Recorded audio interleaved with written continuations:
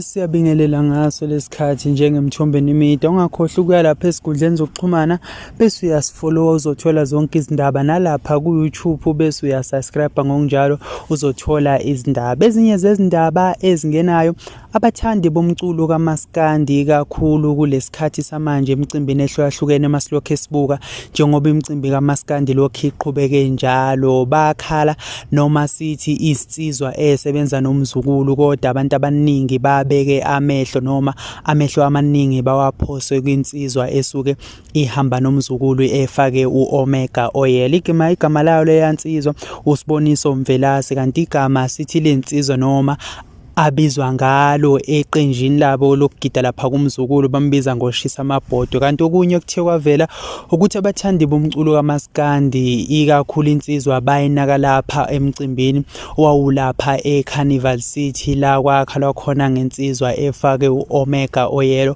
Kwaphinde futhi kwenzeka laphana kwiMbadada Festival yayikhona insizwa. Ngokuhlukahlukana kwemicimbi kulapha abantu abaningi noma sithi abathandi bomculo kaMaskandi babeka ehlo kuyona, nasesikhundleni zokuxhumana nje balokho bekhala ngayo. Abanye befisa ukwazi ukuthi ubani lensizwa yo-Omega Oil estage ezimisela kangaka eyenza kangaka. Uzokhumbula ukuthi akwandile ukuthi abathandi bomculo kaMaskandi bathande igidangoma, kodwa isikhathi esiningi kubekwe amehlo kumholi weqembu noma kulowo mculo. Lokho esisuke sikusho ukuthi kuwumlando nako sikufaka emlandweni okufana nalowo. Sisho sithi qhubeka nje Shisa Mabhodwe, insizwa yakwaMvelase, uzimisele lapha estage, abantu bayakuthanda ngokunjalo nomzukulu. Ilezi izindaba ade sisiphethe ngaso lesikhathi simthombeni imida. Ungakhohlwa ukusilandela esikhundleni zokuxhumana.